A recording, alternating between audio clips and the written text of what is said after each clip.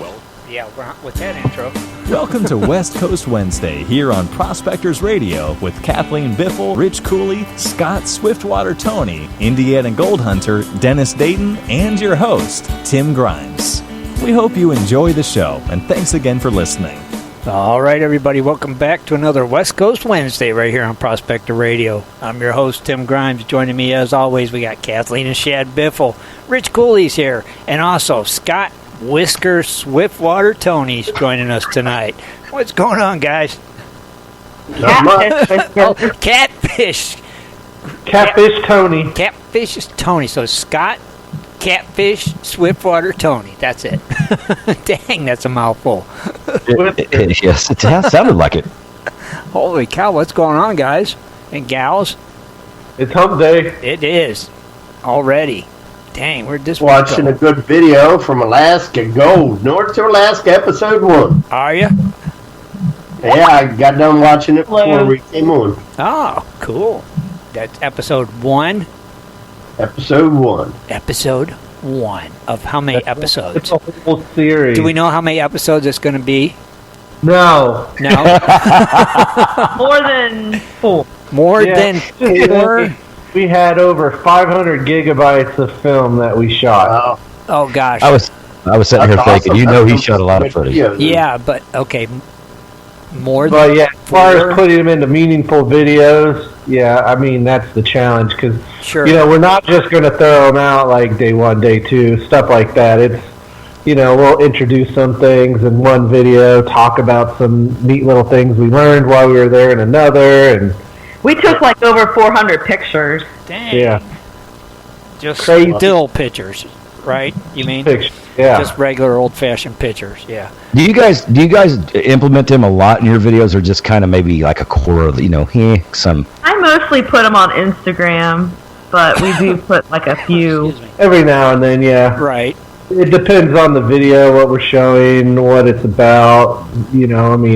Obviously, we have tons of footage of dredges, so we won't put a video or pictures with that. But probably like when we do the Franklin mining town, because we both kind of went our own ways to get footage and videos and pictures. So Kathleen got a lot of cool stuff I didn't really get a look at. So, what about bloopers? Those videos. What about bloopers, Shad?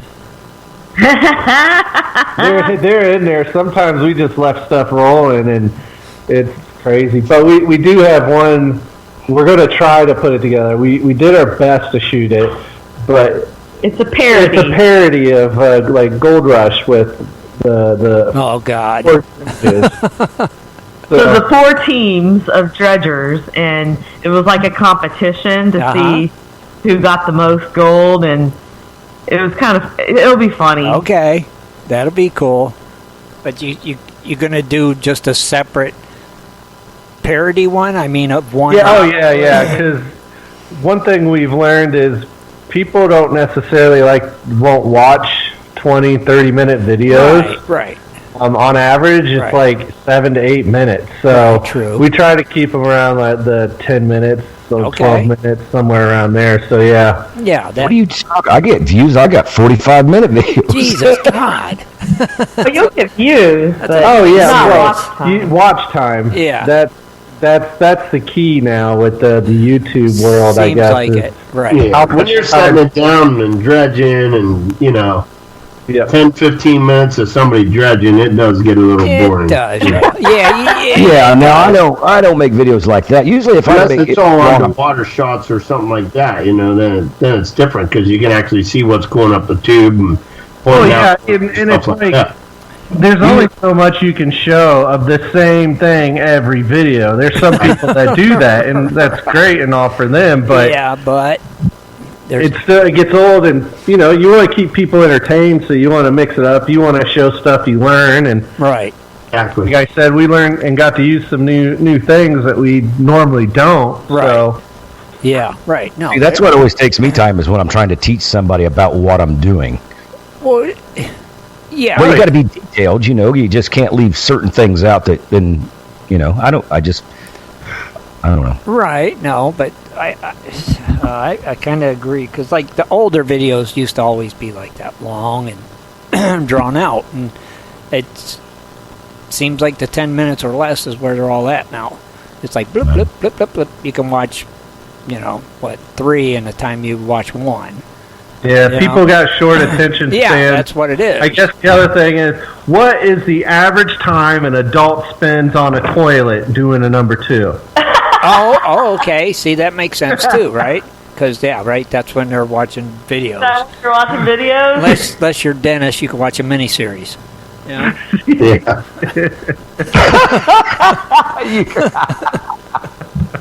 Other than that, 5-10 minutes. Okay, good. That's enough time. I've been here long enough. Time to go. Right. Mm-hmm. I mean, we could have showed. I think we recorded about 45 minutes out of the hour of that hoverboat ride, the first one. Oh, God, yeah. Yeah, I could have just done a whole video of just that between Kathleen and myself's camera. Hoverboat ride. For like 45-minute video. But it's like, come on. I think you got some good shots in there, and it was all good. Yeah, definitely. Well, that's the trick we've learned. And what we found a lot of like the professional people do is you take so much footage and take so many pictures, even of the same stuff. You'll probably find something usable out of it that looks good. Right. Makes sense. Yeah. Okay. Well, that's cool. Because I think Well, that is cool then. That's a little. It takes a while. Well, yeah, it does. It just you get better with each one. Oh, it just takes time because we sit through, we organize the videos and name them, and then we watch almost every clip to see, well, does this look right? No, okay, what can we do? Do we change this? Oh. It takes forever. I mean, but that's like Kathleen and I, our niche is that's what we like to do rather than what others, they kind of just clip all the videos together and they're able to put something out. We kind of want to take a different approach. It's an art. Artistic. There you go. It is. Good videos are an art. Yeah, it's fun to do. You want it to keep the people interested. You want them to watch it, and you want them to come back and watch more. So, taking the time. We're creative like that. We're in jobs where we're not allowed to be creative. Right. So see, this gives you an outlet for creativity, and it's cool. There's nothing wrong with that. It makes it good video, makes it worth watching, and brings people back to watch more and more. And they just get better and better and better. We just you can find that this video out and watching it ourselves. It's like, man, we want to go back. Oh, yeah, of course. You knew that was going to happen, though. I miss it. Oh, of course you do. So I will say this. You can tell right before we get on the hoverboat after the 6+ hour ride in a little shuttle bus how tired we are. We make no sense trying to talk. Tired. I think we're slurring our words. Now, wait. You guys have been back how long now? 2 weeks? Yeah, just over 2 weeks now. Have you went prospecting yet? No. They're playing the harmonica. It's like I told you, they got spoiled. They Tim. did. And I knew it. Granted, though, it's time that all the kids, like everybody that has kids, they're all just getting back in school, getting in routine. Yeah. We have 2 of our daughters are in college now, so there's some of that. Yeah. And then, just with our sports, and then being away for but still, 2.5 weeks. Our house. But still, this is you guys. If you guys wouldn't have went to Alaska, you'd have been trying to go every weekend still. I'm fixing to go camping soon, though. I want to. You want to go camping more than dredging, right? See, it's really spoiled you. It's like, oh my God, it's gonna be tough. I know you'll get back into the swing and you'll do it, but it's never gonna be the same, and that's the rough part about that, ain't it? It is, but it isn't. We still enjoy finding whether it's a little piece of gold or a lot. We're going to do some exploring in Kentucky here in about a month. Well, there you go. Yeah. See, that'd be cool then. Well, we're going to do some different things, and so the more you think about it, and I've talked to other people too. It's like you live in an area or in a region. How often do you really go out and check around the area you've lived in all these years. Yeah. Most people move away and Right. then come back and they go check. They're like, "Wow, why didn't we ever go to this?" Right. So we're gonna go see everything on the East Coast. Oh, that's good. That's cool. Now, see, that'll be nice. You know, nothing wrong with that. You know, nothing at all. I mean, that sounds like a lot of fun for you guys. You know? And then if you can find gemstones and Mhm. you know do geology and gold, that's even better. Yeah, right. And you never know what you'll come across. You know, like you said, just traveling around these areas, never know. That'll be really interesting. I think that's a good idea, you guys. That is cool. Well, that's what prospecting is all about, is the thinking about that particular stuff at a particular time where nobody else around you thought about it, you know? Mm-hmm. Yep, see, but that's, I mean, take those guys, and that's the funniest thing, because I think we talked about this one time, but take those guys that sweep the streets of New York around the gold jewelry places. Look at that stuff that they find. Are you crazy? Really? Who thought of that? you just never know. You know? Yeah. I mean, that's a high traffic area. Yeah. Well, could you imagine being out there in the daytime trying to scrape a crack of the sidewalk, people walking by, didn't even see you, poof, I really can't. kick you.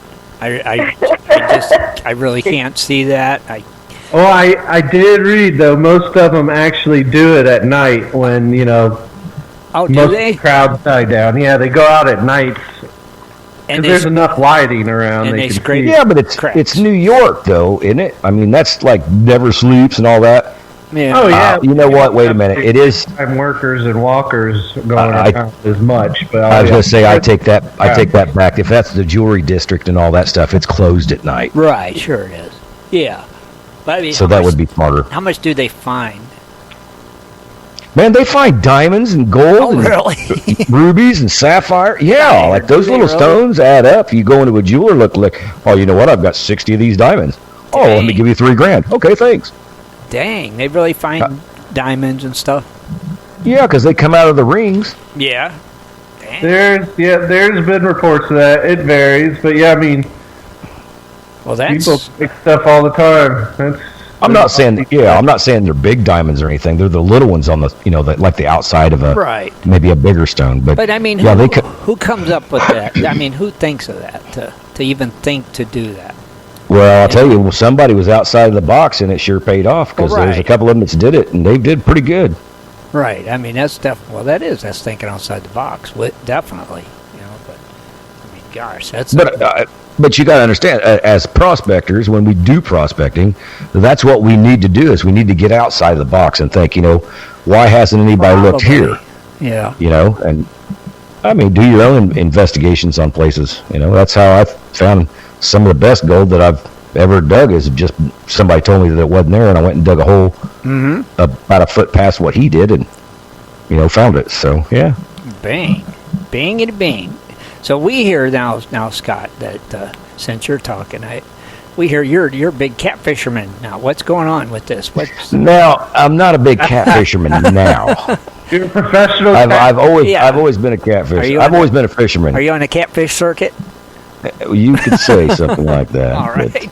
I grew up around in Indiana, when I was a kid and everything like that, and I lived out on the farm with my grandparents. So my Uncle Jeff used to take me fishing all the time. He's the one that pretty much cut my teeth on catfish, smallmouth, largemouth, and then I kind of escalated in doing some walleye and pike here and there. I love walleye. Yeah. Oh yeah, walleye's they're tricky to catch, but they're pretty fun. That's the best. But I always have, like, some of the fondest memories I always have of just him is because we used to go catfishing. It's when I caught, back when I was a kid, and like 7, 8 years old, I caught me a 15-inch catfish, and I thought back in the day that was pretty big, and it was fighting on ultralight tackle. Being that young, it was pretty exciting. So that was one of the good stories that I was. You're an Indiana boy. Did you ever catfish in the Ohio River? No, I have not actually fished there. I fished some of the Wabash, and you can't eat none of this stuff that I was catching out of there. But yeah, I fished some of the bigger rivers like the Wabash. I've actually fished the Mississippi a couple times too, and that's pretty exciting. You can actually catch. Yeah, some of their small catfish are big, so yeah, it was pretty fun. But then we did a lot of creek fishing around Indiana a lot, and I've caught some I've caught gars, or not gar. Well, yeah, I've caught a lot of gar, but I've also caught carp as big as my leg. Some, channel catfish as big as my arm, unless you go up by the dam, up the Wabash and stuff like that. You can find some bigger ones up in there with live bluegills. So, I've always been a catfisherman, but I'm just excited because right now, since I come back from Idaho, my gal, she went fishing and she kind of got into it. I'm like, man, I didn't know you wanted to go fishing. Right. And she never knew she liked it. So now she likes it. She wants to get into it. I'm like, great. We're going to get into it. We got to get some stuff that's effective because we've got chances of catching anywhere from a 60 to 120 pound catfish here in Arizona. How big was that reel you were showing a picture of on Facebook the other day? That looked like something we'd use to catch something big with. It's actually the name of it's called the Beast. It's a 9,000 series in this reel design, and they start out with the 3,000 series, so that just tells you it gets bigger. Yeah. This is more or less you're going to be fishing anywhere from saltwater to when you're doing freshwater, big catfish, carp, and stripers. Okay, it's got a crank. It's probably about 4 inches long on it. It's made for pulling them in. Like we're gonna need a bigger boat kind of reel, huh? That sounds like that would work on catching a Swifty. Stay away from my koi. Well, the reason why I got these lines is because I use 20-pound salt water. And I like salt water because it does take a little bit more abrasion because everything in the salt water has sharper teeth. And if you look at the same kind of line in the fresh water, it's going to cost you more for the yardage I get for the salt water. So, and then this thing actually holds on a common 20-pound line. I can almost have 300 yards of line on it. So I've got plenty of drag, because if you get anything from 60 to 80 pounds, your drag's going to be going out. It's going to be sounding like the show Wicked Tuna for a while. You're not going to horn it in and go, oh, look what I got. It ain't going to happen like that. Mercy. So, and like I said, I told her the other reels that we got are just common reels. Mm-hmm. We didn't go cheap. We got them from Amazon just to make them work. And they probably hold about 100 to 150 yards, which is, if you're cat, it's not much. Right. So that's what I said. I wanted to get these two bigger ones because when we're doing something where it's risky, like where you can catch a bigger fish, then we'll sit there and fish with these poles for the majority instead of using the other ones. Strictly because if you catch a big enough fish, it's going to strip your line and you're not going to catch it anyway. And you ever try noodling? No, and I'm not gonna. Oh, come on. I've tried noodling. I'm not gonna lie. I did it.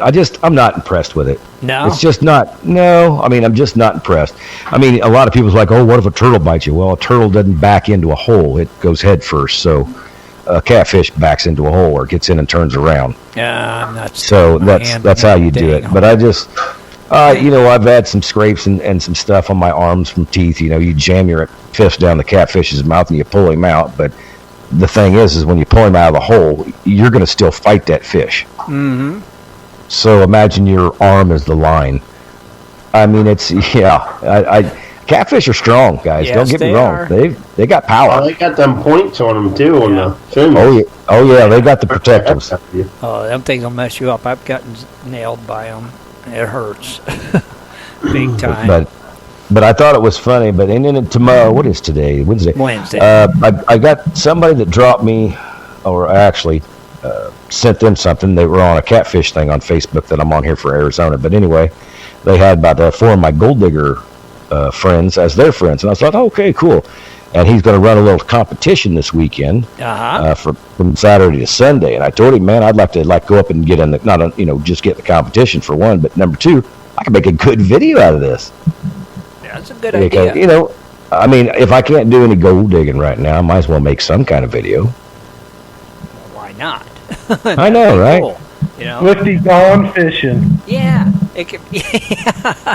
I actually, I almost started up a new YouTube thing. It's called Swiftwater's Adventures, and I was like, I got people that follow me that like to see me doing what I do, and maybe they just like to see what I am or where I am. We like to see what you're up to because it's always different. Yeah. So you should do that, Swiftwater's Adventures. The Adventures of Swiftwater. And then you can have a montage once a year of all the stuff you've done. Yeah. You know, I'm cooking from day trading to barbecuing to gold mining to motorbikes to catfishing to, yeah. This is just, I know, but this is what I do. Do a montage. Do a Swiftwater's Adventures. That would and be Lisa, cool. Lisa laughs all the time. She's like, it's so crazy. You get going on something, and you're to the wall. But and then she goes, too much more, and you got something new. I'm like, well, that's because that's what I like to do. I'd like to keep things real and keep it going. But I always remember what I do. That's you do it, Scott. Do it, Swiftwater's Adventures. That'd be cool. Yeah, you should do it. Yeah, but that'd be a whole new YouTube channel. You'd have to get whole new viewers. Whole new viewers. That's right. Maybe it'd be more. So you could just edit the name of your channel, dude. There, see. Problem solved. You don't have to start a new one. Problem solved. I could just, like I said, I was just thinking of just putting on there. Because your gold mining's an adventure too, so it could all just fall into one. Isn't your YouTube channel, though, just Scott Tony? I think it is, yeah. Well, there you go. Oh, dang, that would be an improvement. All you got to do is say Swiftwater's Adventures. That would be an improvement. And voila. Yeah, that would be an improvement. I think... Do it. Well, wait a minute. I think, isn't my YouTube in the Goldfields, isn't it? I don't know, is it? I thought it... Yeah, I think you know what? It could be under Scott Tony. I never thought about that. Scott Swiftwater Tony. Okay, it is under that. Oh, geez. So, yeah, this would be an improvement. Swiftwater's Adventures would be an improvement. Well, you guys, like everybody out there, you got to remember, I don't get paid for these videos at all. From YouTube, from anybody. This is just something I enjoy doing to bring information to everybody. That's why you never see commercials in my stuff. Right. But do that. Change that name. That sets up a whole different genre there. I mean, you'll be pulling them in from everything. They'll be wondering, what kind of adventures is this Swiftwater fella on? And then, like Shad said, barbecuing, stocks, mining, catfishing, motorbiking. Yeah, Michael Shelby says Scott fishing in the Goldfields. I'm like, well, that's true because it's pretty much where the lakes are. And you can show people that there's water in Arizona, that there's lakes. See? Yeah, I know, and I was surprised because we were talking earlier, and Kathleen was surprised to find out there was that many lakes. There is quite a few, which is crazy. A lot of lakes around Arizona, and a lot of you got the Salt River, the Gila River. You got the Verde River. There's quite a few rivers that come down from up north. And at first, I mean, like when Kathleen was tonight, was surprised. I was surprised when I was hearing about it. I was like looking up on maps. I'm like, man, there's really stuff all over. And you never know about it unless you hear about it. And that's the trouble. Right. People always want to keep that secret. Yeah, but see, that'll be cool. Here's a question I got. Somebody just sent me. What do you got? Does OxyClean take out the catfish blood? Yes, it does. It does. And are you going to be sporting them spiffy white T-shirts while you're catfishing? That's what I wear. All righty then. See, no, you guys really seriously. I wear white T-shirts all the time. All right. I mean, there's times where I've got Harley shirts. That's about it. If I'm going to go white, it's a T-shirt. If I go black, it's a Harley shirt. That's pretty much all I own. Wow. Okay. I got rid of all the in-betweens, and I probably got about 70 shirts. So. And they're all white and black. Yeah. Now, Swifty, do you just fish from the banks, or do you have like a paddle boat, or do you like the motorboat? I like the motorboat, but I only get a chance to fish off the bank. Yeah. And the reason, they cost a lot, and up here, I don't got a place to store it, and yada yada. I mean, it's I'm in the city, so it's really hard for that stuff here. But I love motorboating. That's one of my all-time faves. Yeah, motorboating. I agree with you. It's pretty good. Oh, motorboating's a blast. Nothing better. You're right, Shad. Agreed. Well, I mean, people could kayak. They still do around here. There's some people that do flat bottom boats, but they just run them with a trolling motor. Not it's not the same, Scott. It's motorboating is totally different. And there's everything else. That's right. Yeah, I mean, it's just the way it is. Because if you're not motorboat, you're just sitting on the bank with your pole in your hand. That's it. Yeah, but you got to understand, if you know where to fish, it makes a difference. Usually you want to stay around big drop-offs and rocky shores. Yeah.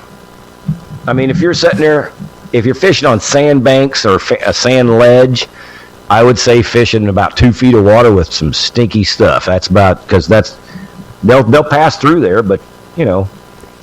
Yeah. Oh, yeah, they'll pass through.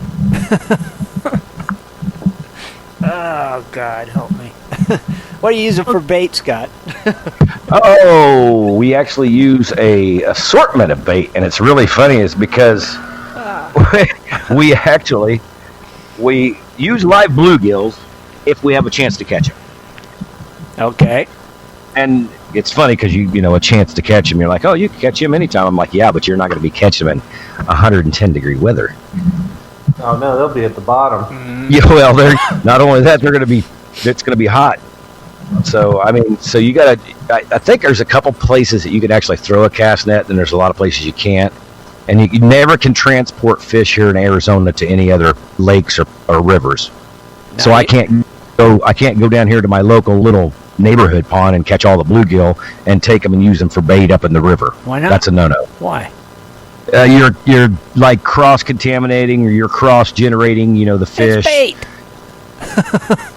Well, I'm just saying they put special fish and, you know, how do you say that? They stock them so they know where they come from.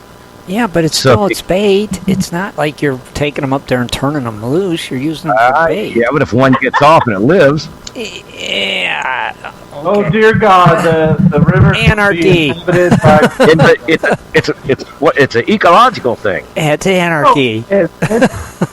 Maybe if you put something crazy in there, okay, but no. Well, you guys take the rivers back in Ohio. You know them white carp that jump up and hit you out of your boat and stuff like that. We don't have those. They're what? No, those are in Louisiana. They're in the Ohio River too. No, they're not. None in Ohio. We don't got those kind down here. We don't have them. Okay, well, whatever. But you know what I'm talking about. That's Asian now, carp. Yeah, Asian carp. Yeah. But anyway, you take some fry of those down to, say, Georgia, and you're fishing with them for bait, and one gets off or two gets off. Well, there's a mating pair, and then all of a sudden, boom, those things take over again. They don't want that. Well, I know, but so they're worried about bluegill taking over. Interesting. You never know the breeds of bluegill they're using. You know, they're the ones that do the genetics and everything at the hatchery. So I know, but if you're using it as bait, I just don't understand it. It's not like you're taking them up there and setting them free. Using bait. If I use them live, it's illegal. Okay. Now, when you catch the fish in Arizona, do you ever, like, after you clean them, try to pan them to see if any gold's in them? Ooh. That doesn't even deserve an answer. Hey, you were talking about thinking outside the box, right, Scott. Right. Well, you know, a catfish dug a hole and ate a nugget while he was digging that hole, bottom and it's dwellers. in there. They eat off the bottom, so yeah. Catfish are not bottom feeders like carp. They are predatory fish. They eat off the bottom too. Trust me. Well, if they find a piece of meat down there, they're going to eat it. So they're down there eating stuff off the bottom, eating that dirt with dead bluegills that somebody brought up there and fished with, and they're eating dirt, so they could have eaten a piece of gold. Right. That's outside the box. Take your metal detector over your catfish. I know. Think outside the box. That is outside the box. It's about as Scott, outside do you the ever box as find you get. places to prospect while you're out catfishing? Actually, I've seen a couple spots, but it's funny because where the lakes are is not where you would go dig gold. Like the rocks are not right, the dirt's not right. It's really odd. When you get up north of Phoenix, if you go towards the Bradshaws, that's a lot of granite. That's the good spot to go. You go towards the right, and you get into like this, like the standing boulders that like have been decaying, and they're still standing on a rock and all that kind of rock. That's not the right kind of stuff to look for gold. So, okay. I have never seen anything that really interests me. Not like river rock or anything like that, and no washes, no quartz. It's just that funny decaying boulders that come up. You know, the dirt's all gone and they're still standing there. So, see, Ken said he found gold in anthills. So, you know. Oh yeah, that's ant mining. We've did that 1,000 times. Have you? Oh, yeah, you see a good anthill, like a big one, take a pan out of that bad boy. Hey, they'll rebuild, but you go down pan and you find out, okay, there's gold there. They've been pulling that stuff out. Yeah. Yeah, they make big chambers. Yeah, they do. So that's a good idea. Yeah, we've actually seen some good 2.5 foot piles. Good anthills. I'm like, oh man, they've been there for a while. Man. So we go over there and get it, and it's funny because they pull out grain by grain. Right. So yeah, they pull out grains of gold. Same way, get it out of their way. Yeah. Yeah, that's really cool. That's a really fun thing to do too. Oh yeah, mess with an anthill. That sounds like fun. Yeah. Well, I mean, if you take your kids and stuff out, you're like, hey, let's teach you how to pan, but let's show you something. Let's show you something cool. Watch these ants. Go hit ant hills, and you'll find, hey, after you find something, ants aren't more than 3 feet down, so make a hole. Yeah. I don't know. Crazy as it sounds. I don't know. Well, that's kind of the outside the box thing, That's outside the box. Yeah. But it does work. Gold prices. Yeah. Gold prices, you got it. August 28th, and gold did fall $4, but it's sitting pretty at $1,539. Still sitting pretty, right? Yeah. Not bad. Oh, you'll like this, Tim. Silver up 15 cents at $18.34. Booyah! Look at that. Just think, a month or 2 months ago, it was at $14. I know, right? See? Just crazy. It's Score. Amazing. Now, platinum shot up $38, so that's the big mover of the night at $905. Okay. So it's above average again. Palladium fell $11, but still sitting at $1,470. And last, our friend rhodium. Well, that one's on a nonstop trajectory up, $115, closing at $4,120. Dang. Wow. Like somebody stuck a rocket in its butt. That one just rolling. I can't believe platinum went up 30. You say 38 bucks? $38, yep. That's Nice. That's a Yeah, that's nice. Real nice. Dang. That's not 33 ticks. That'd be pretty good. Dang. That's just amazing. Everything's just still doing really good. Yeah. It's that mighty silver. It's going to hit 20. I'm not going to say it, but I like it. I like it too. I like seeing them prices go up. It's really You ain't nice too. for everybody. Pretty cool, Shad. Thank you. What about some birthdays? Got some birthdays today? Oh, there are a few. Is there a few? Yeah, there's a few, and there's even one member in the chat room I see whose birthday is today. But first we'll start out. Al W., Becky Taylor, Charles E. Hansen, who's listening tonight in the chat room. Yep. Woo! Daniel Haig, DW, Ed Eckley, Frank Lilly, John Shaw, Robert Davis, Scott Kaysen, and Walter Holberry. And tomorrow I can see Brian Whitley, Kazman 2, Christopher Erb, Chuck Young, David Thompson, Don Newell, Edmund Kowalski, Jay Watts, and Casey Hunt. Happy day. Happy birthday. So obviously we'll take a good look and highlight Charles E. Hansen. That's right. Yeah. He's a 72-year-old male from Great Falls, Montana. So he's out there. He's joined the site back in September 2017. Oh, okay. So he's been with us now for almost 2 years coming up. He enjoys high banking, metal detecting, belongs to the GPA and the Lost Dutchman Mining Association. Nice. He found the site through Gold Hog on Facebook. So that's pretty cool, and he enjoys using detectors, pans, and high bankers. But we definitely appreciate Charles. He's very active. He listens almost every week, both Wednesdays and Sundays. He's there in the chat room. He's commenting on Gold Prospector Space, liking stuff. He's on our Facebook pages and groups. So, very active member. We really appreciate him being part of the family. Heck yeah. Happy birthday, Charles. Happy birthday. Very cool. Very, very cool. Man. Yeah, I thought it was John Shaw's birthday too, right?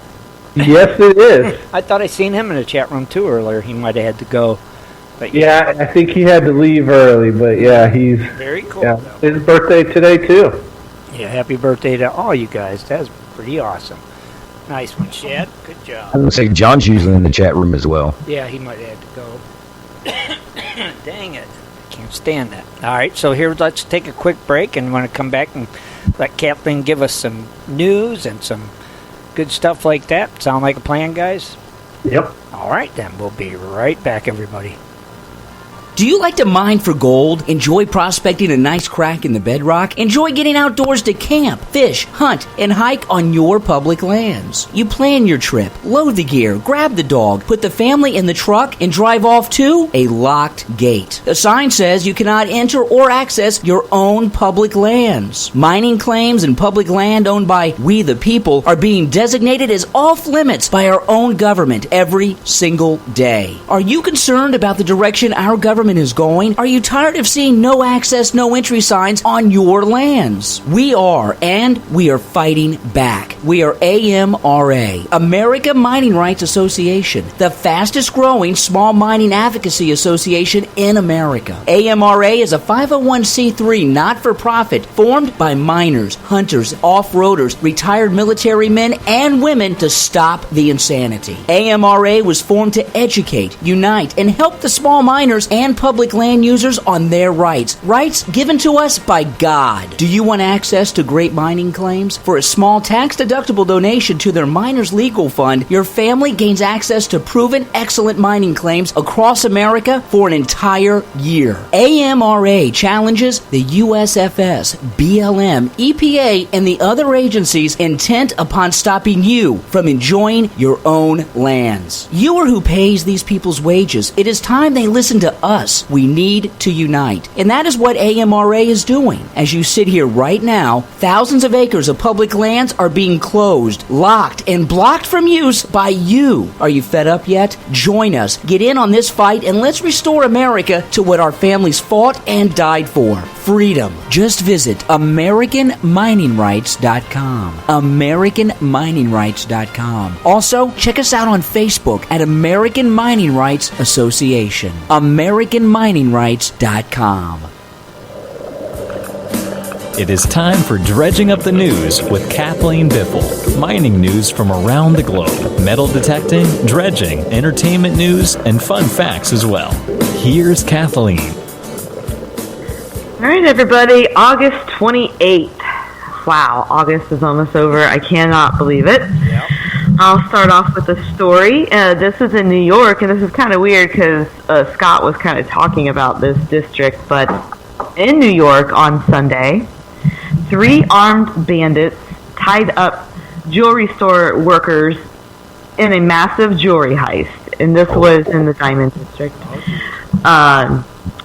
Evidently, one of the assailants was wearing a cowboy hat. That's what witnesses said. Mm-hmm. The crooks, they posed as customers, and this was at the Avion and Company in the heart of the Diamond District. They pulled out handguns and then restrained the workers with zip ties. The robbers raided the safe and display cases. They dumped nearly everything in a duffel bag before getting away. So, investigators quickly recovered images of the crew on their surveillance. The exact take wasn't really clear. They didn't put that out there, but evidently this isn't the first time that this store has been robbed, because this store is known for supplying hip-hop celebrities with all their bling, and they have really high-end clientele. Mm-hmm. So that's these people will drop like 5 and 6 figures at this jeweler. Yeah, that's crazy. Jeez. It was kind of bizarre, though. Did they get away by car or running? What's that? Did they get away by car or running? It didn't say. I mean, really, how do you get during the day? Yeah, how do you get away? I don't know. If it's busy during the day, I guess it would be easy to blend into all the people. Yeah, and, there's probably a lot of people on the street, and they're just carrying a duffel bag, Mm-hmm. I don't know. Yeah, but you know what? After doing a bank robbery, you'd be so jacked up, you'd be walking through a crowd, you'd look like you were on crack or something. Maybe, but isn't that what a lot of people in New York look like? Right, so they wouldn't even notice. You'd blend right in. Kidding. Well, I mean, I'm serious. If you robbed a bank, that's the one guy that's going to be walking really fast. Yeah. Like everybody else in New That's York. a dead Yeah. giveaway. With the If you're duffel trying to bag. drive, holy moly. I think if you're The walking, cowboy hat. I think that'd be the only thing that might stand out in New York. Other than that, the duffel bag and walking real fast, you'd probably blend right in. You know, it would be the cowboy hat. Would be the dead giveaway. I don't know. I always think of the movie Snatch with the diamond heist, where they dress up as Hasidic Jews. To me, that's a good disguise, too. Yeah, you're For a right. diamond heist. Oh, I got you. Okay. All right. Well, I'm going to just go right into global news. We didn't have Right. much stateside, but this one is in Canada. Last month, miners that were digging for gemstones found something entirely different. Rather than uncovering this shiny iridescent gemstone that they were looking for called amylite, they discovered a fossilized remains of an ancient sea monster. Really? So evidently the sea monster is a nearly complete skeleton, which is kind of cool. It's known as the mosasaur. What? The mosasaur? I don't know. It lived about 70 million years ago. Mm-hmm. And during that time, Alberta, Canada, was underwater. And it was covered by the Western Interior Seaway, which stretched from the Gulf of Mexico to the Arctic Sea. And they found everything on this skeleton from head to the tip of the tail. However, there wasn't much of the flippers because those were lost to decay. Okay. And they think maybe they were bitten off, which was weird. Oh, wow. But And you call Could have been this, food. You call Yeah. this a mothosaur? the mosasaur, M-O-S-A Mosasaur. saur. Okay. Mosasaur. Okay. That's how I spell it. Got it. The company that found it, they were called Enchanted Designs. They were actually looking for pieces of this rainbow-colored gemstone known as amylite. Mm-hmm. And it looks kind of like opal. And they did put a picture of it on the internet, and it looks pretty cool. But this gemstone is actually made from fossilized shells.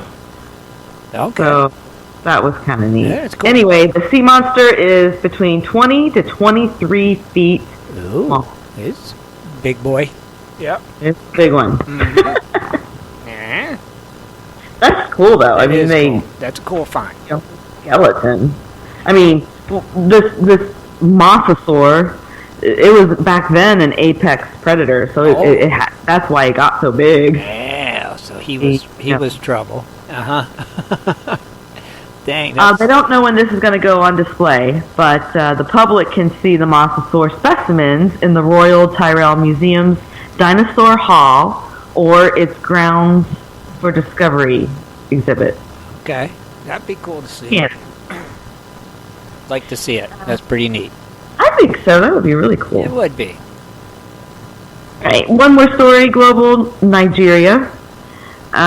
This country will earn over $12 billion from gemstones annually if they invest in a lab to certify the value of their own precious stones.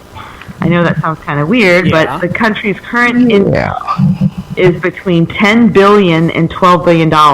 Okay.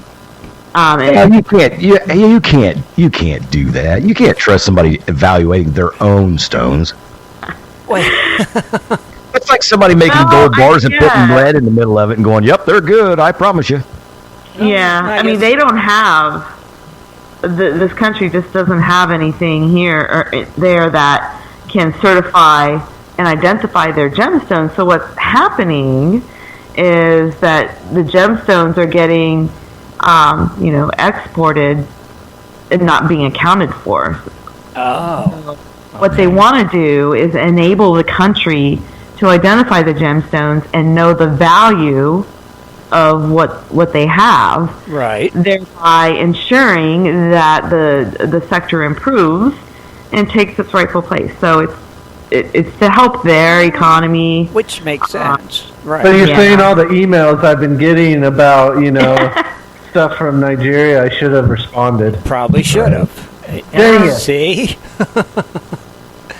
No, I think it makes sense. Yeah, and they say like they're gemstones in this country. Over $3 billion are exported annually, Right. but mostly of them are unofficial. Right. Wow. Oh, wow. Crazy. Crazy. Great story. Mm-hmm. Definitely. Well, I'm going to turn it over to Shad. He's got some local events. Shad's local events of interest. Yeah, not too many, but let's start in this weekend. Of course, if you're in the Midwest, you might have heard of a little thing called the Gold Rush Days. This is at the Swink Claim in Belleville, Ohio, sponsored by the Buckeye chapter of the GPAA, starting this Friday, all the way until Monday, September 1st on Labor Day. Lots of, some vendors and games and raffles and all sorts of stuff. A food truck will be there. It's always a great turnout. We plan on being there Saturday, and hopefully, Tim, you can join us too. But yeah, if you're in the area, definitely come out, support them, and mingle and meet some people, and That's right. maybe get in the water too and play around and find some gold. That's right. The water is high from the rain. Yeah, hopefully it goes down. Yeah, right. It's kind of up right now, Yeah. but even still, we always have a good time there. That's right. Gold Rush always a blast. Also coming up on the September 14th through the 15th, at the LDMA Athens camp up in Michigan is having an outing there, so keep that on your radar. Now, September 21st through the 22nd, 10 a.m. to 3:30 a.m. This is at the Kennedy Mine in Jackson, California. The Kennedy Mine Paranormal presents Mining Through the Veil. You can discover and explore and illuminate the stories, history, and spirits of the Kennedy Mine, as well as join in the fun to hear guest speakers, tour the historic property, and then followed by a night of paranormal investigation. Ooh. Tickets are required. For the guest speaker and tour, it's $45. If you want to do both and add the nighttime paranormal investigation, it will be $85. So $85 gets you in everything from 10 a.m. to 3:30 in the morning. So that's a fun-filled day. Fun-filled for sure. Make sure you pack a lunch, though. Mm-hmm. Gold.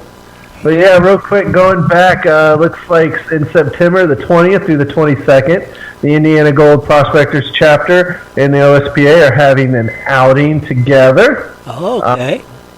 So that is in Gambier, Ohio.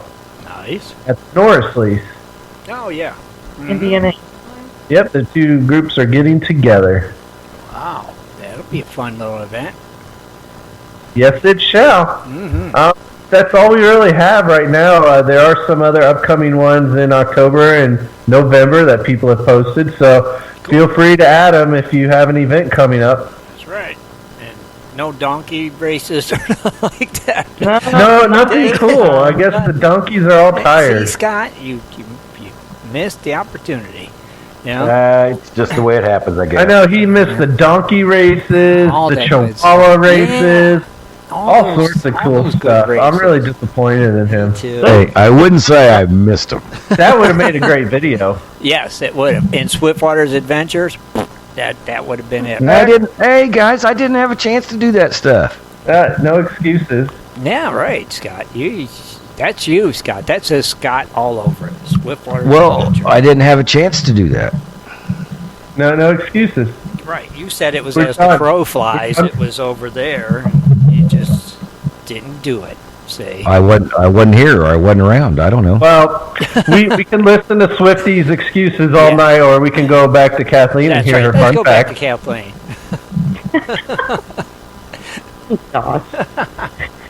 Okay, I do have some fun facts tonight. This one, it's centered around Colorado. Uh-huh. And I actually came across this article online by Tom Knoll. And I'm not going to put all of them on here, but I did pick out some of the interesting ones. Okay. And the title, was Spooky and Mostly True Fun Facts About Colorado and Gold. Okay. So, Mark Twain supposedly said it best. A gold mine is a hole in the ground owned by a liar. Did you know that a gold rush, many called this gold rush, a trick that first put Colorado on the map? In 1840, Coronado set out from Mexico in search of the 7 golden cities of Cibola. I think that's how you say it. The Native Americans urged Coronado and his army to move on, assuring them that the golden cities were much further away. And what they think is they sent them to Colorado. But neither Coronado or anyone else ever found this mythical 7 cities of gold. Okay. Golden rumors continued in Colorado to drift around. After the first major discovery in 1858, one hoaxer claimed that you could simply put a big blade in front of a sled, slide down Pikes Peak, and pick up gold shavings. Oh, man. That would be sweet. Living a dream there. Yeah. Daniel C. Oakes wrote in 1859, he wrote this guidebook to provide the safest and speediest route to Pikes Peak. Oakes assured folks that the whole country between Cache La Padre and Cherry Creek was really rich in gold. Such promises helped launch one of the greatest migrations in U.S. history into the Colorado Territory. Most never found that guaranteed gold. 2/3 of these folks went back and they became known as go-backers. Gotcha. Go-backers. And so along the trail back to their homes, they actually hung Daniel Oakes. Oh, jeez. Yeah. Man. Yep, we're happy. Yeah. Go figure on that one. Yeah. They were kind of mad. So if you're going to start cheating and scheming people, be careful. Careful. Watch them go-backers. Don't mess around. Don't mess with the go-backers. Saying. Here's another story. Soapy Smith. Soapy Smith. You ever Soapy. I've heard of him. Okay. Jefferson Randolph, and they called him Soapy Smith. He, this was in Creede, Colorado. He became known as the king of all Western con men. He was a Southerner who could basically sweet talk anybody out of their cash. So he's kind of like a snake oil salesman. Gotcha. His name came to fame with his favorite scam of hawking soap on street corners. He would sell it.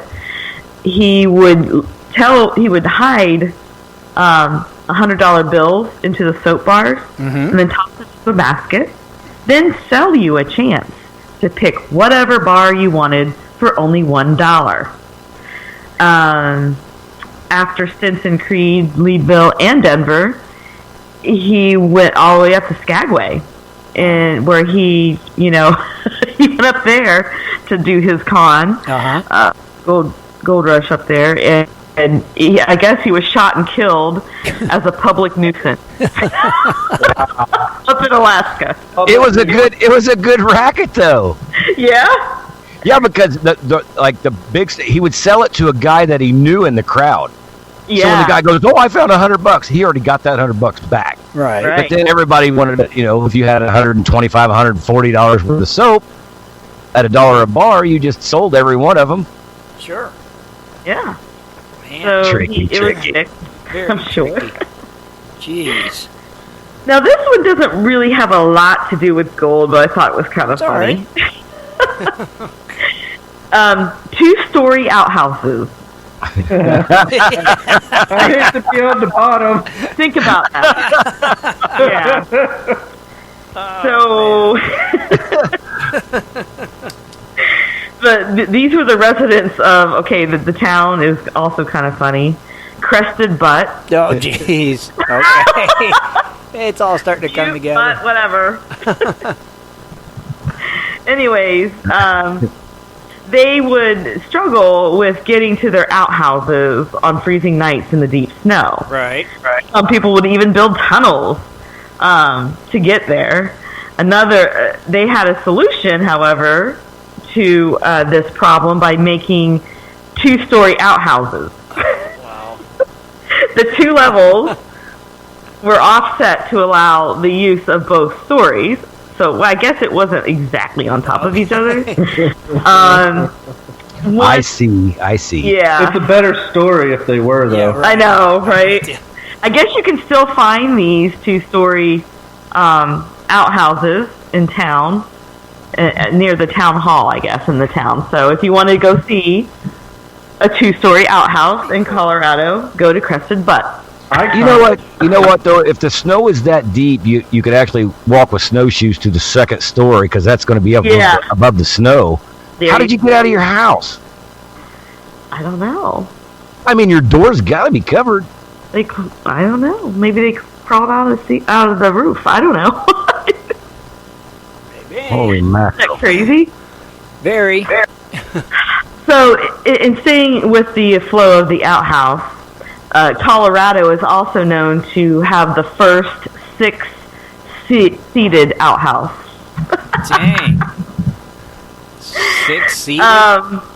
Yeah, so I guess the Hamel House, and this was in 1867, there's a big, they have like the state's grandest outhouse is what they boast. Silver mining tycoon George Hamel, he built the 6-seated outhouse in a Gothic style to match his mansion. Mm-hmm. He had 3 walnut seats in front that, the Hamels would go in those. Right. And on the back side, they had just plain pine seats that the servants would use. Oh. Yeah. Splinter. Archaeologists have reported, though, that the servants used their holes to hide broken china, empty liquor bottles, and a lot of other things that they stole from the house. Sure. Or hid. Or hid. Right. Whatever. Mm-hmm. Yeah. I thought that was kind of funny. That is. That is cool. I like that one. And I have to share I got 2 more. Go for it. And the next one, knowing how I'm afraid of balloons. Those of you who know me. Yep. In Colorado, there was what was known as the Balloon Boy hoax, and this was in Fort Collins.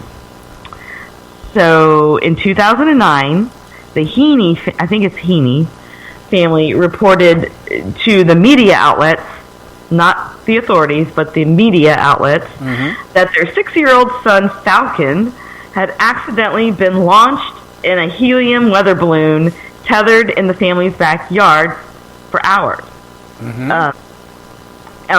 For hours, there was a big search, and it was worldwide. The audience would be like, were they glued to their television sets in radio coverage of this balloon as it drifted toward the Denver International Airport.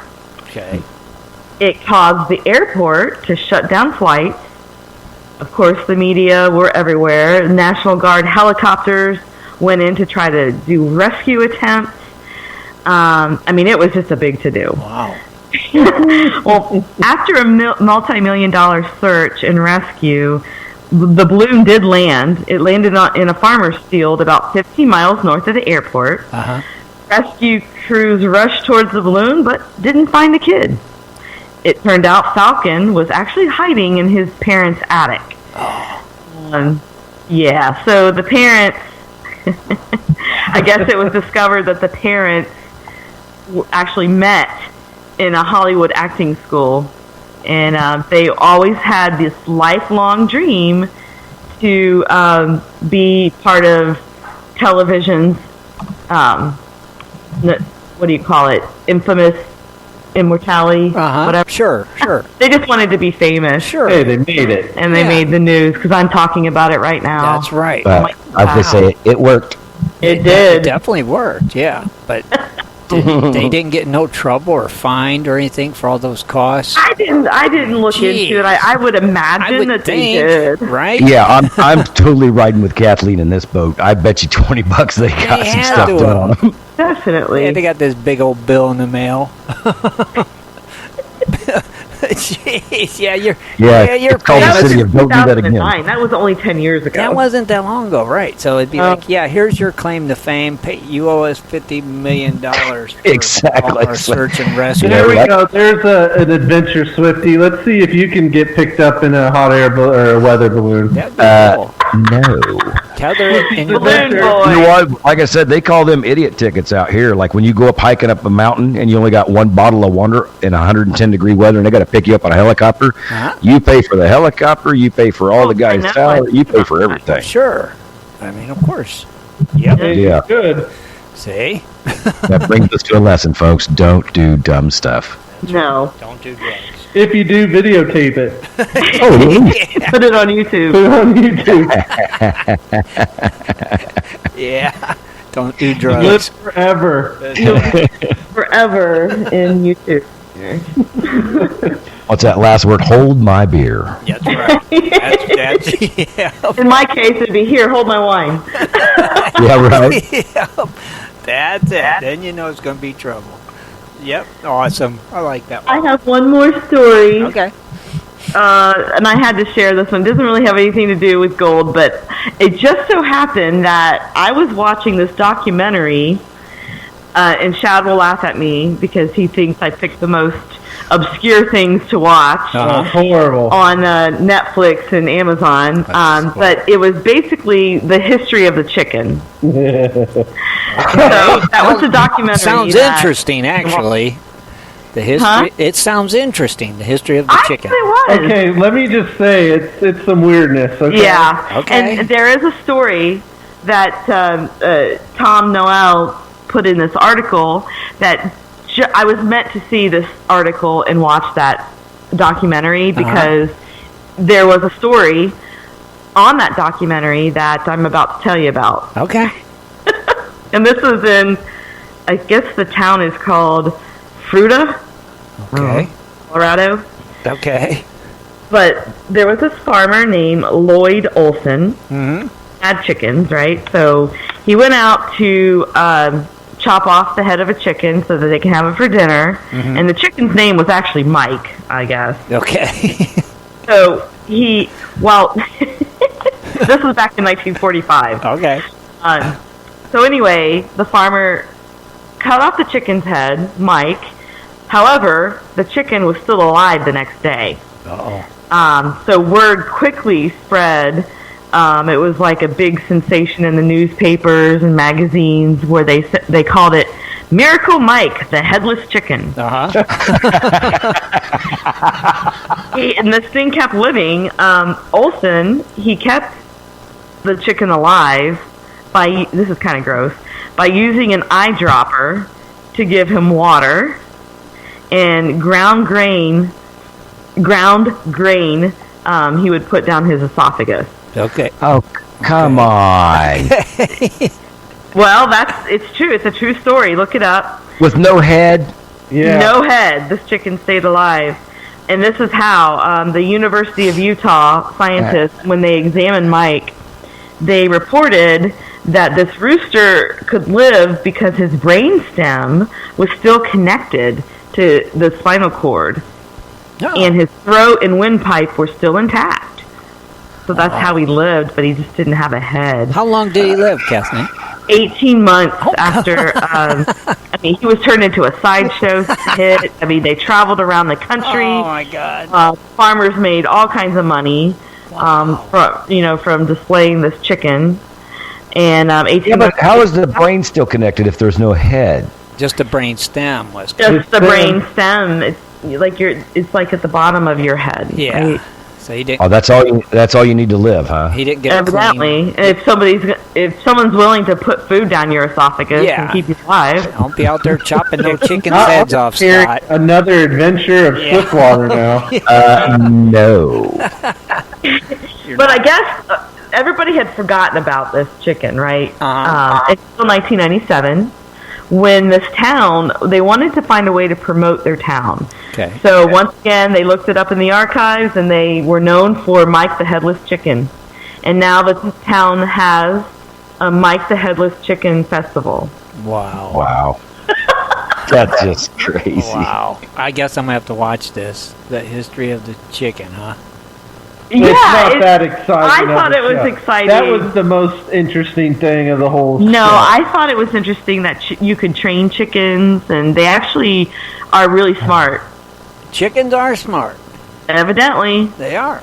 Chickens are very smart. And I think there's, if you have chickens, if you're out there and you have them as pets, you'll know. I mean, sure.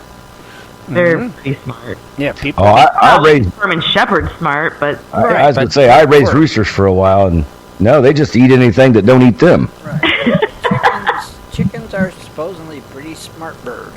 Oh, I mean, there was some weird stories on that documentary. I mean, this one lady had chickens as pets because she liked fresh eggs. Uh-huh. And she lived up in Maine. And it gets really cold up there in the winters. And one of her chickens got out in the snow, and she couldn't find it for a couple days and found it, like, all frozen and stuff underneath the porch. Yeah. So she brings it inside the house thinking, oh, my gosh, my chicken's dead. I got to put it she was going to put it in a box, I guess, to bury it. Uh-huh. And then noticed that the chicken was, like, still had a pulse. Oh, wow. So she put some hot water bottles around the chicken. I mean, it was breathing only like 4 times in an hour. Right. He was almost close to death. Uh-huh. Then he warmed him up and gave him mouth to beak resuscitation. Oh, wow. For an hour. Wow. And he came back to life. Wow. Did she name him Walt Disney? Was that his name? I forget what his name was. But, yeah, I mean, I thought that was kind of a funny story. That's kind of cool, too. I'm going to have to watch this thing now. You're gonna. I didn't know there was a university. You got nothing to do and watch. You want to watch something? Then. Yeah, I'm gonna watch it when I can't find nothing else to watch. What did you say, Rich? You didn't know there was. I didn't know there was a university in 1945 or 1947, whatever it was. 1945. 1945. Utah. Where at? Utah? University of Utah. Oh, okay. Cool. Interesting. I'll be watching it. I'll be checking that out. The history of the chicken, is that what it's called? Yeah. Okay. The natural history of the chicken. The natural history of the chicken. All right. Brought to you by viewers like you. Oh, I will be watching it. It'll be one of them late nights when you can't sleep, and it'd be like, oh, Kathleen told me about this documentary about chickens. Yeah, I want to watch the Headless Chicken. Yeah, I want to see this. I want to He hear. makes fun of the documentaries I watch. I guess. I think they're interesting. I don't know. Well, the University of Utah was founded in February 28th, 1850. So Yeah, it's an old one. Mm-hmm. That's an old university. Been around forever. Jeez, forever. Awesome, Kathleen. That was pretty cool. Not judging up the news. All right, enjoyed it immensely. Now I think that West Coast guy was wanting to talk about something. He was saying so. And now it is time for In the No, you Fields don't. with Scott Swiftwater Tony. Join Scott each week as he shares useful information to help you find and recover more gold. Here's Swiftwater. Now, Scott. Thanks for the introduction there. That's interesting. I still laugh. That's just funny to me. But anyway, you guys, I'm just going to cover this real quick tonight. It's going to be fast and furious. I know it's getting late for you guys over in the East Coast, so I don't want to drag this on, but every now and then it does. I want to talk to you a little bit about dry washer setups. And the reason why I want to do this is because I've had a lot of people ask me some questions here in the last couple of weeks. And I guess, people, they still are up north and they go out like early in the morning, and then when it gets hot, they come back in. Where I'm at, you're not even going to try to attempt that. So the thing is about a dry washer. They've got a rule of thumb, like a sluice box, an inch per foot. I don't know. I don't believe that. I don't know. I've never believed that. The reason why is because I always, when you're doing something, your water flow might be different or your airflow might be different, And it doesn't always work like that. Now, that's a guideline where to start out with. I always just start out with, what works. What are you seeing through the dry washer, or what are you seeing through your sluice box? The cups are going to be different, but you're looking at about the same thing. But in a dry washer, you guys got to understand there's riffles that, like in a sluice box, they're turned backwards, so they capture the gold. The gold doesn't go underneath to get captured. So you have to have these cups at a certain pitch. And I've seen a lot of people, they've had them too steep, and the stuff's going over just too quick. And they've got their motor up full blast, which is totally just blowing it, whatever you're wanting to catch right out. I mean, you're going to catch some, but you're not going to catch enough. And remember what I said, a dry washer, I would only give even the best one about 85% capture rate. And I've proved that in a couple of my videos that I've got on there, but they've only got like an 85% capture rate. So that's why I always tell people, when you're running a dry washer, classify down to what your gold is. If you guys are finding pickers, left and right, okay, definitely classify down into something that those pickers are going through. But if you're just finding nice fine gold all day, classify your stuff into that fine gold, run your dry washer slower, and let those cups capture the gold before it vibrates over the top. I see a lot of people that have the chute to the dry washer actually open too far. And what that does is it creates a flood. Now your air's still blowing, it's still aerating some of the gravel, but it's doing it at the front and not at the back where the cup is, and that's your main spot you want to be at, is all through it. Just one or the other is not going to really work that good. So you want that airflow to be bubbling up everything. Now, in my dry washers personally, I take a finger of caulking and I put a stripe inside that cup. That creates just a little dead area, because we all know, gold's heavier than water, 19 times heavier than water, so it's going to go down. When it's aerated, it's going to fall. But we want it to stay falling down there, so when it gets to the bottom of the cup, instead of having that air still vibrating, it can vibrate up and ride with something else, because your flow is too heavy. Mm-hmm. You want it to get caught in that cup. So that's a good little dead area, but you don't really need much. I'm just about a finger's width is what I always use. Okay. But it never go too steep, because if the dirt's running off there too quick and you're blowing up a whole lot of dust, you're not going to really capture the gold that you're after, because we're not out here anymore for nuggets, guys. If we find that, we're very lucky. So, I mean, if somebody goes, I'm going to go dry wash them, they always find nuggets. Don't believe that. You can find pickers, and what I mean by pickers is like, a 0.4, 0.5 of a gram, a nice little, like what I call a good little clinker in a pan. And that's, you find them often out here in Arizona for sure. Uh-huh. Nevada, you find a little bit bigger stuff. In California, where they can dry wash, you never can tell what you can find. Because that's still mountainous area. It's been developed and got still a lot of gold in it. Right. But I always set up my dry washer with a pitch that makes my cups. And when I say cups, that's the louvers in it. What catches the gold. I always try to set those to how they look at an angle level with the ground. And it sounds funny because now you got to know your machine too. Some of them's got bends, some of them's got really short riffles in them, some of them's got really tall riffles. So know your machine and what it does. Mm-hmm. And for the people that's got like the short riffles, those are going to be something you're going to want you want your dirt to be extremely, and I mean extremely dry. And I would classify it down into the gold that you're finding, because short riffles have a hard time of keeping the black sands and everything like that, because you remember inside they've got a fan with a weight on it, so it's vibrating. So if you got it a little bit off level on a short riffle, everything can go to one side, and as soon as it piles up, if it gets too big, it'll just start running over to the next riffle. Okay. And the next, and then eventually you're going to be losing it.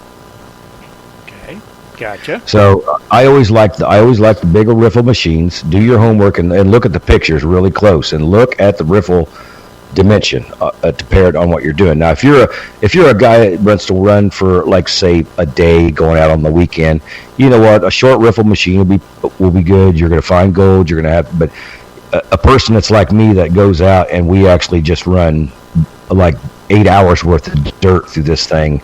I want big, nice, high riffles, and that's just a part that it sets, I can get a little bit more out of it, especially if I'm classifying down and taking the stuff that's going to be clogging up the machine, such as, 1/4-inch rocks or bigger.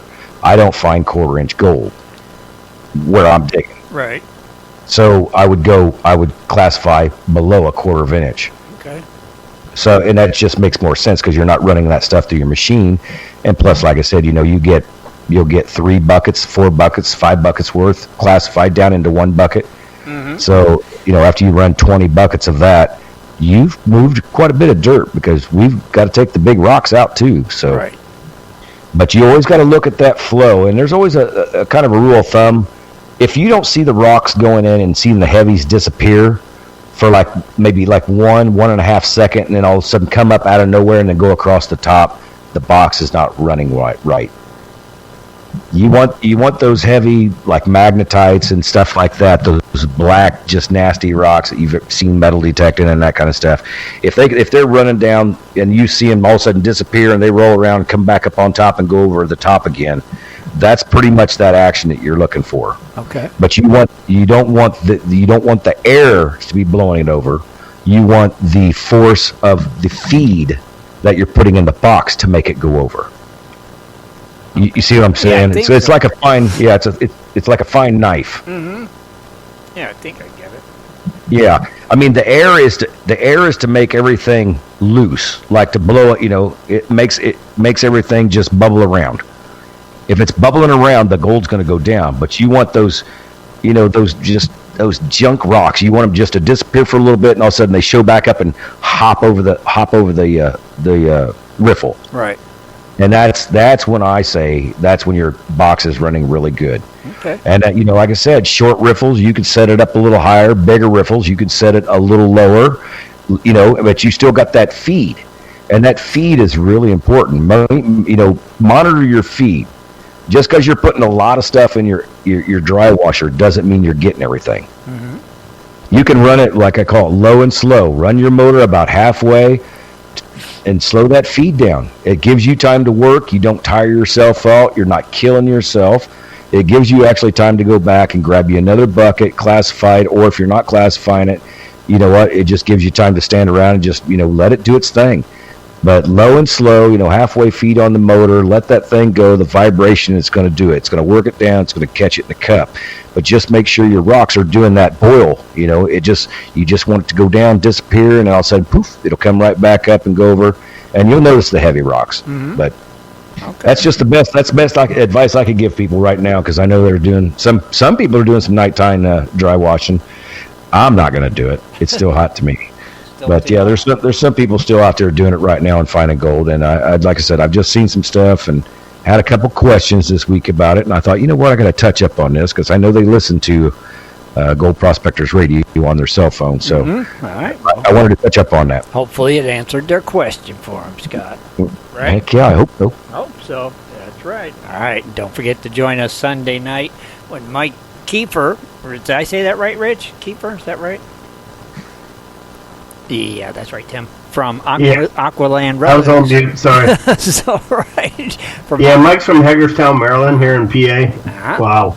And of course not PA, but he works in Pennsylvania. Right. And he lives down in Hagerstown, Maryland, and he does a lot of basically metal detecting all different kinds of places around. Mm-hmm. He travels around different areas, so I figured it'd be a good guy to get on for metal detecting. Yeah, so. And he'll be on Sunday night. He'll be joining us as well, so...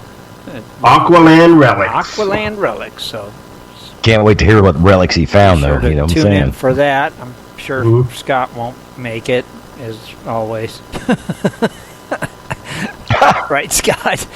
Well, I'm kind of busy this weekend, guys, so maybe not. Catfish tournament, so that's true. Go win it all. Catch a big old cat, and don't forget Sunday night, 7:30 Eastern Standard Time. We'll be here. Until then, we're out of here. So, Kathleen, do it quick. Good night, gold diggers and catfish. Good night, everybody. Take care. Good night. Be sure to tune in next Sunday at 7:30 for another great show. For updates and more info, please go to www.prospectorsradio.com.